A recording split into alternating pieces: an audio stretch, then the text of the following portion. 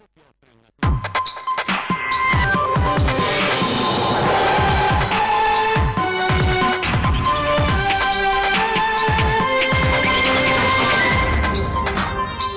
capannone degli orrori scoperto in Val Sugana, l'inchiesta si allarga a macchia d'olio, nei prossimi giorni verranno avvisate le famiglie dei defunti, i cui resti sono stati trovati nel magazzino. Autonomia, dubbi di costituzionalità sollevati ieri dal ministro Tria su tasse e tributi, ma da Venezia Zaia getta acqua sul fuoco, temi già affrontati, la relazione di Tria è un passo avanti perché la procedura è avviata. L'imprenditore padovano Pipinato, comparso nelle carte che ricostruiscono gli spostamenti dei fondi neri dell'ex governatore Galan, in una lettera aperta chiede scusa a chi è stato coinvolto suo malgrado nella vicenda. Ha minacciato con un coltello un uomo fermo a bordo della sua auto chiedendogli soldi, manette un 37enne è caduto in centro a Mestre. Incendio in un centro benessere a Brendola nel Vicentino, fuoco, fumo e la rottura di un tubo ha allagato lo stabile, i danni sono ingenti. Caso di omofobia a Padova, 2 studentesse fuori sede che vivono in una residenza universitaria denunciano di essere state discriminate per la loro storia d'amore. A giugno verrà aperta al grande pubblico per la prima volta la Biblioteca Antica del Santo a Padova in occasione di una mostra. Vi mostriamo in anteprima le immagini di questo luogo affascinante. Prima edizione dei telegiornali di Antenna 3, buongiorno e ben ritrovati, questi dunque i titoli, ma apriamo con una notizia di cronaca giunta poco fa in redazione che ci porta in centro storico a Venezia per un femminicidio. Un anziano questa mattina ha ucciso la moglie nel loro appartamento. E allora dovremmo avere in collegamento telefonico in diretta Ilaria Marchiori per tutti gli aggiornamenti su questa tragedia. Buongiorno Ilaria. Sì, buongiorno Francesca, buongiorno a tutti i telespettatori. Ci troviamo qui in Sestiere Castello, proprio nel centro storico di Venezia, zona stadio, dove questa mattina un uomo anziano ha coltellato la moglie con una pugnalata al petto. I due erano in casa, sono sconosciute al momento le motivazioni del gesto, ma anche la dinamica esatta del delitto, non si sa che cosa sia accaduto. Quello che per ora di cui ora siamo a conoscenza è dal momento che sul posto è giunta una volante della squadra mobile della polizia è che l'uomo si trova ricoverato all'ospedale, ma ancora non si sa che cosa abbia detto, che cosa sia accaduto, perché stanno cercando di scoprirlo gli stessi agenti della polizia che sono giunti sul posto. Ilaria, grazie. Se hai ulteriori aggiornamenti chiedici la linea in qualsiasi momento nel corso di questa edizione e forniremo ai nostri telespettatori appunto le novità su questa tragedia, questo ricordiamo anziano che questa mattina ha ucciso la moglie in un appartamento in centro storico a Venezia. Adesso torniamo a parlare del capannone degli orrori scoperto a Scurelle in Val Sugana. L'inchiesta si sta allargando a macchia d'olio, continuano le indagini del NOE di Trento, nei prossimi giorni verranno avvisate le famiglie dei defunti, i cui resti sono stati scoperti nel magazzino. L'ipotesi di reato, vilipendio di cadavere e gestione illecita di rifiuti. Rimane impressa nella mente l'immagine terribile delle bare accatastate tra i rifiuti di un magazzino di Scurelle. Le indagini dei carabinieri continuano per accertare quante salme siano transitate in questo posto orribile. Si pensa ad oltre 300, ma nel momento del blitz gli investigatori hanno trovato 27 bare, di cui 3 casse in zinco aperte. L'orrore ha fatto il giro del Veneto in pochi istanti. Secondo i primi accertamenti si tratta di corpi tumulati da circa 25 anni e recentemente esumati per fare spazio nei cimiteri, secondo una pratica regolamentata dalle direttive cimiteriali. La cooperativa dell'Alta Val Sugana aveva l'autorizzazione per trasportare le bare dai cimiteri fino al forno crematorio nel Trentino, ma la prima tappa era in questo magazzino. Qui i resti dei corpi dei defunti venivano tolti dalle bare e messi nei sacchetti di nylon, ognuno con una propria etichetta nominativa. Solo in un secondo tempo venivano portati al forno crematorio. Le bare invece venivano letteralmente sezionate, i metalli che contenevano le casse, principalmente zinco e ottone, venivano recuperati e rivenduti al mercato nero. Non solo, ma la cooperativa risparmiava anche gli oneri per l'incenerimento delle bare, arrivando così a guadagnare fino a 400 euro a salma. Si parla di un giro d'affari di circa 300.000 euro in pochi mesi. Il titolare della cooperativa, un 65enne denunciato dai carabinieri, avrebbe giustificato agli investigatori che non pensava di fare nulla di male. Le salme arrivano dai cimiteri del Veneto, in particolare dal Vicentino, Rosà, Tezze sul Brenta e Brendola, da Cordignano nel Trevigiano, Abano e Cadoneghe in provincia di Padova e Pianiga nel Veneziano. Nelle prossime ore saranno chiamate dai rispettivi sindaci le famiglie dei defunti. Non c'è solo una questione economica, ma anche morale. Presto potrebbero partire contro la cooperativa diverse denunce. Non solo, ma gli investigatori dovranno accertare se all'interno delle bare ci fossero stati monili che non sono stati trovati. Questa mattina i carabinieri hanno depositato in procura gli atti con la richiesta di convalida del sequestro del capannone. Autonomia adesso con i dubbi di costituzionalità sollevati ieri in commissione bicamerale dal ministro Tria, soprattutto per quanto riguarda tasse e tributi. Sono preoccupato perché temo che il ministro Tria non abbia letto bene le nostre richieste e che abbia fatto una valutazione superficiale. Queste le parole del governatore della Lombardia Fontana. Allora facciamo un passo indietro e ripercorriamo la giornata di ieri con l'intervento del ministro in bicamerale e la reazione del governatore del Veneto Zaia, che getta acqua sul fuoco e dice sono temi già affrontati, ma la relazione è un passo avanti perché la procedura è avviata. Segnalo che in alcuni casi le richieste regionali non appaiono del tutto coerenti con i principi costituzionali. Tali richieste sono spesso inerenti a materie diverse da quelle elencate nella Costituzione e che pertanto non possono essere oggetto di attribuzione. Sono da poco passate le 8 alla Commissione bicamerale per il federalismo fiscale quando il ministro Giovanni Tria nella sua audizione mette nero su bianco una perplessità che sembra diventare ulteriore ostacolo sul percorso dell'autonomia.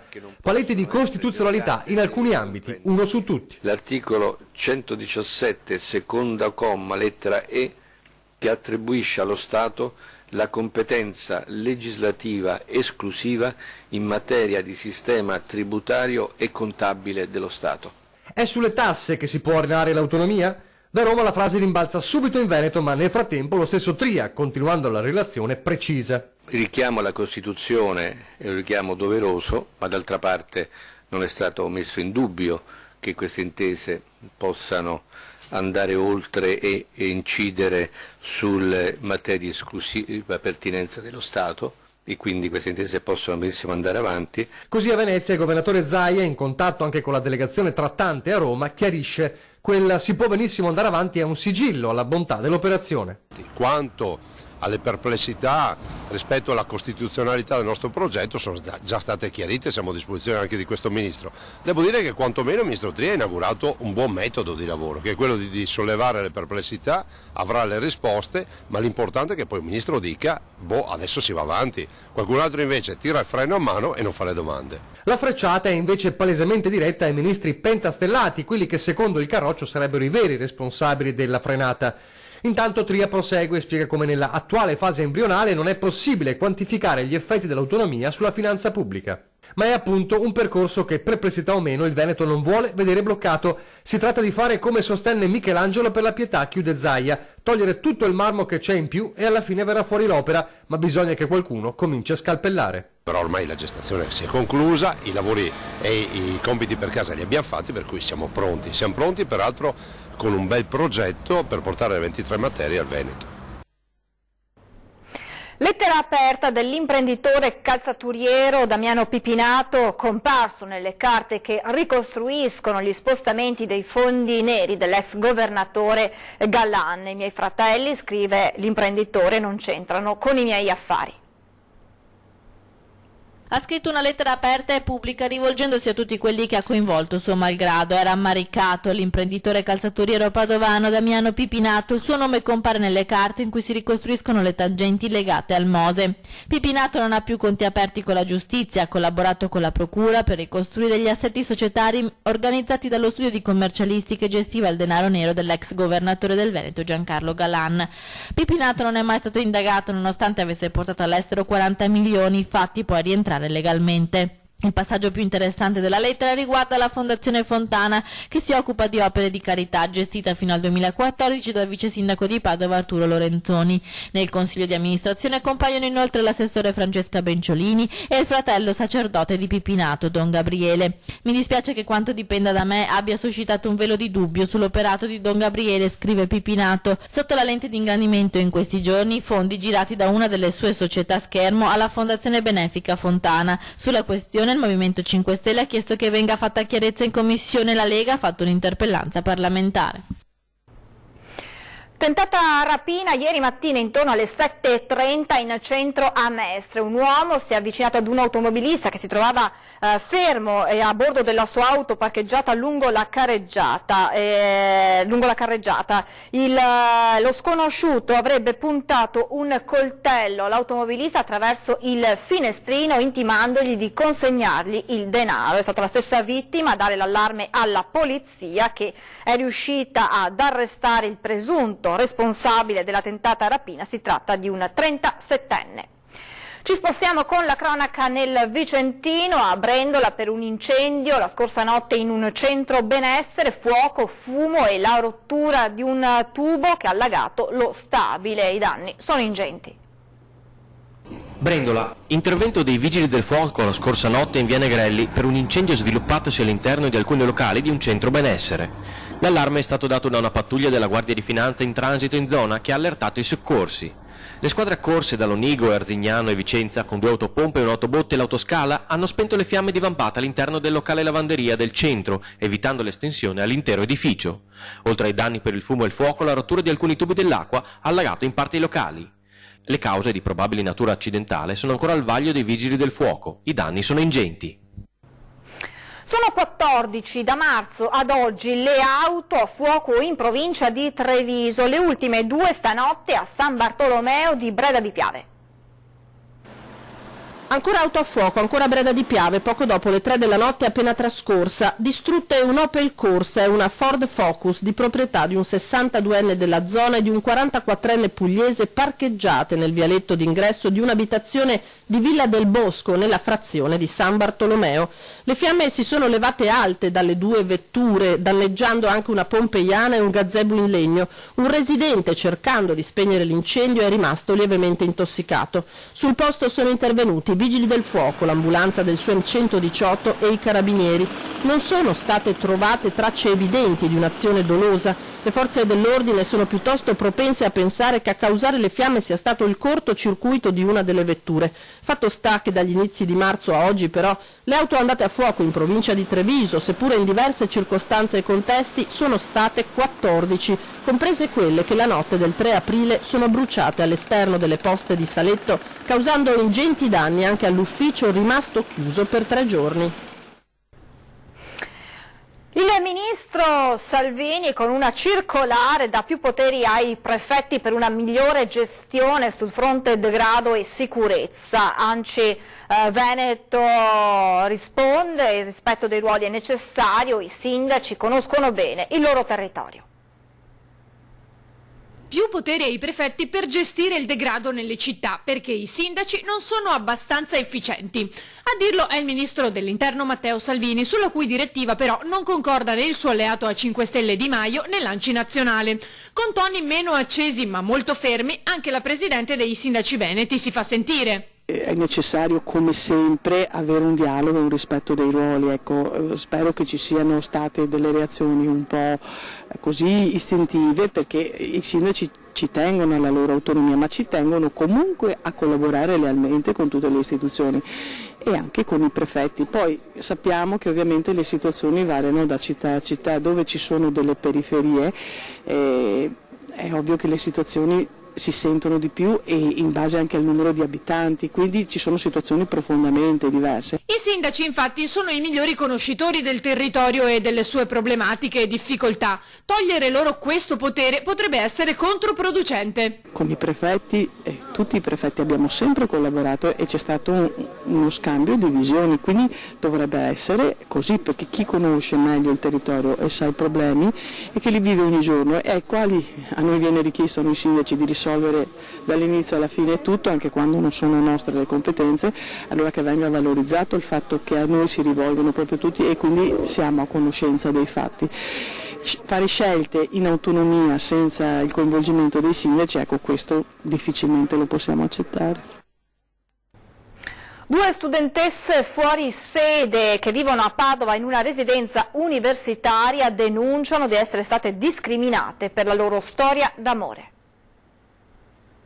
Bullizzate e offese con epiteti volgari solo perché si amano. È accaduto a 2 studentesse che risiedono in una delle strutture dell'ESU a Padova, 21 e 27 anni, iscritte a mediazione linguistica e psicologia. Tutti sanno del loro amore, ma qualche giorno fa hanno scoperto attraverso un'amica che ha riportato loro i messaggi che circolavano via WhatsApp che tantissime all'interno della residenza per studenti alle loro spalle parlavano male e le offendevano perché omosessuali. La rivelazione è stata fatta nel giorno in cui a Padova è stata annunciata la data del prossimo Padova Pride, la manifestazione dell'orgoglio LGBT che si svolgerà in città il prossimo 1 giugno e che è sostenuta anche dal comune.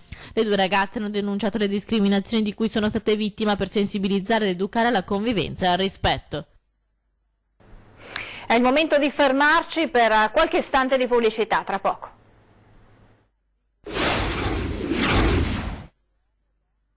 Speranza.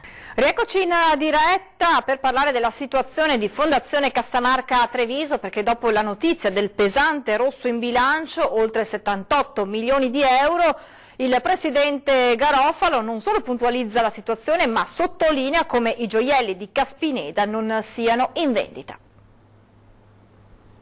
Se una famiglia ha un patrimonio di 100 e ha però contratto dei debiti, questi debiti potremmo chiederci sono sopra o sotto i 100? Sono sotto il 100 di cui dispone la famiglia, che pertanto sarà in grado di pagarli e anche avrà di residuo qualcosa. La famiglia in questione è Fondazione Cassamarca e la metafora l'ha fatta il capofamiglia per spiegare che, parafrasando un proverbio, non sono tutti debiti veri i 78 milioni di rosso in bilancio.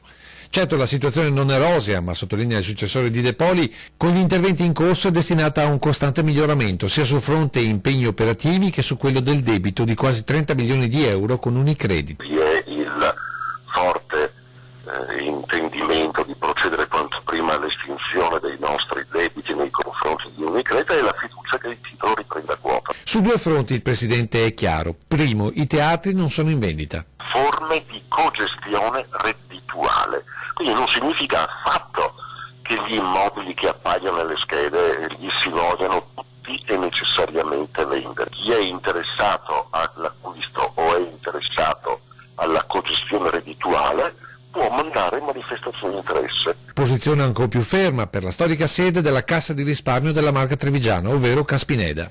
Caspineda non appare, quindi mi pare che questo sia eloquente. No, perché voci in corridoio dicevano che era in vendita anche. Ma io non sono una voce in corridoio, sono una voce ufficiale, evidentemente io non la ritengo in questo momento uno dei beni rispetto al quale raccogliere manifestazioni di interesse. Caspineda che a breve sarà aperta al pubblico per valorizzare l'immenso patrimonio artistico della Fondazione. Per ultimo il futuro dei carraresi, con Fondazione che non lascia, anzi vuole continuare la gestione in solitaria. Se il Comune si facesse avanti dicendo cerchiamo di gestirli insieme?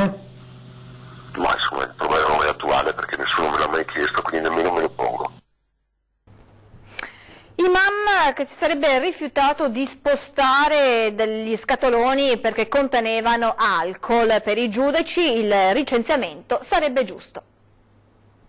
Un buon musulmano non tocca l'alcol e siccome la parola del profeta non si presta a interpretazioni, l'imam non avrebbe toccato nemmeno le scatole che contengono alcolici. Peccato che lavorasse per una cooperativa di facchinaggio che svolge servizio di trasporto per supermercati. L'uomo, che fa parte della comunità islamica di Vicenza, si sarebbe rifiutato di portare scatole con alcolici presentandosi al lavoro in orario diverso rispetto al turno che avrebbe dovuto coprire. Per questo è stato licenziato. degrado. Per i legali dell'imam il provvedimento è discriminatorio, ma il Tribunale di Vicenza ha respinto l'istanza, considerando che l'uomo lavorava da 10 anni e mai aveva opposto distinzioni di merci e che altri musulmani avevano svolto le stesse mansioni senza obiezioni, sentenza che oggi viene confermata dalla Corte d'Appello di Venezia.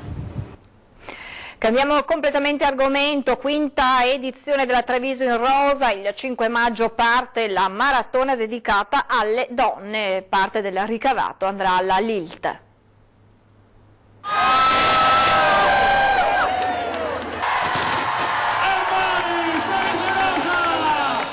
Le iscrizioni hanno già raggiunto quasi la quota dell'anno scorso. È iniziato il conto alla rovescia per la quinta edizione della Treviso in Rosa, una manifestazione podistica che si snoderà fra le mura cittadine.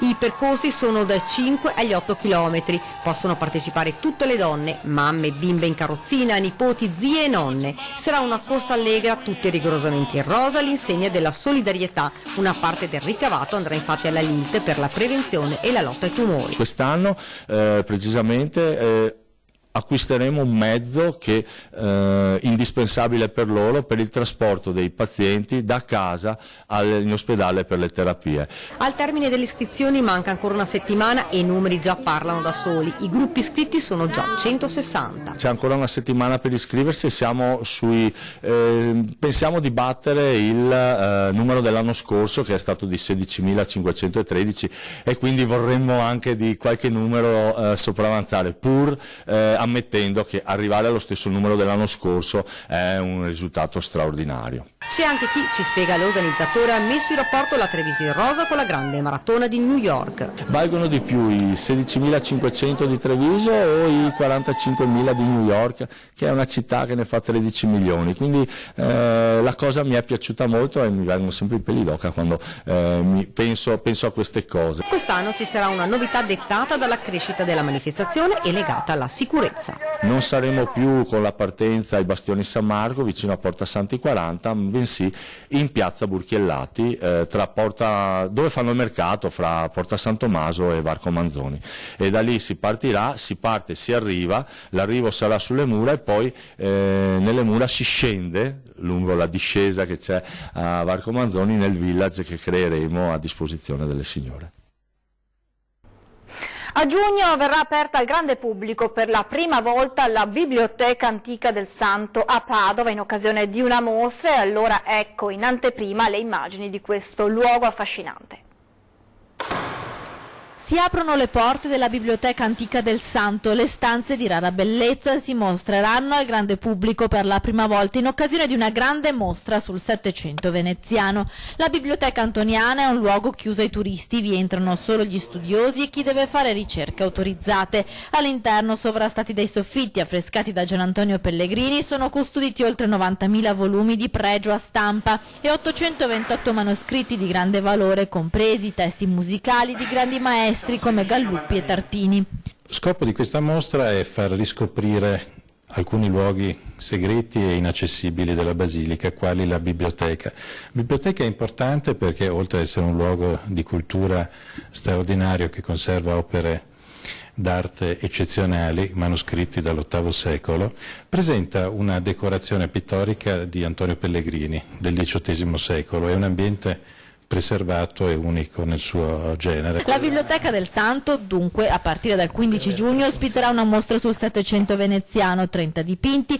che appartengono ad una collezione privata che dialogherà con gli affreschi della sala monumentale di questo Sancta Sanctorum della cultura e dell'arte. Metteremo in questa mostra anche molti altri dipinti di pittori poco rappresentati in altre mostre normali che fanno sul 6-700 veneziano, pittori un po' sconosciuti ma comunque altrettanto importanti, che devono essere in qualche maniera ogni tanto rappresentati in queste mostre. L'accesso sarà limitato a gruppi di non più di 15 persone per tutelare e rispettare gli orari della biblioteca e la vita dei frati. Siamo nel luogo più denso di memoria culturale e artistica della città, come è stato spiegato anche nell'introduzione del catalogo. E la biblioteca in particolare è uno dei luoghi più segreti della Basilica e del complesso conventuale. Mi pare che sia una splendida idea che sotto gli occhi di uno dei principali maestri del Settecento, Antonio Pellegrini, con i suoi affreschi in biblioteca, ci possa essere questo dialogo particolare con una buona collezione di pittura del Settecento veneto. È tutto, vi ricordo l'appuntamento questa sera con 20:10, ospite in studio Dania Sartorato dell'Ascom di Treviso. Adesso previsioni del tempo, grazie per l'attenzione e buona giornata.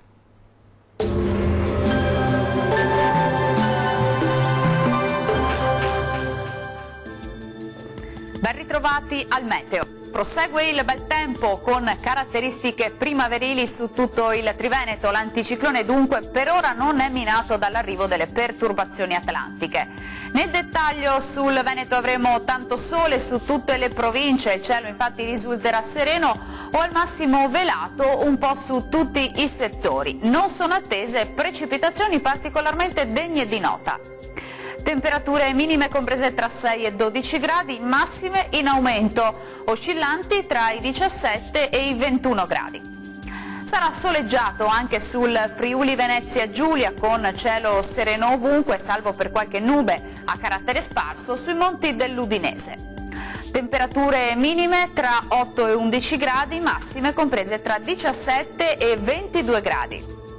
Raggiungiamo infine il Trentino Alto Adige, anche qui sarà ampiamente soleggiato ovunque con il cielo che si presenterà sereno o al massimo con presenza di poche nubi sparse, specie sui settori meridionali della nostra regione. Temperature minime tra 9 e 10 gradi, massime in aumento tra 22 e 23 gradi. Bene, dal meteo per ora è tutto, vi do appuntamento al prossimo aggiornamento, arrivederci.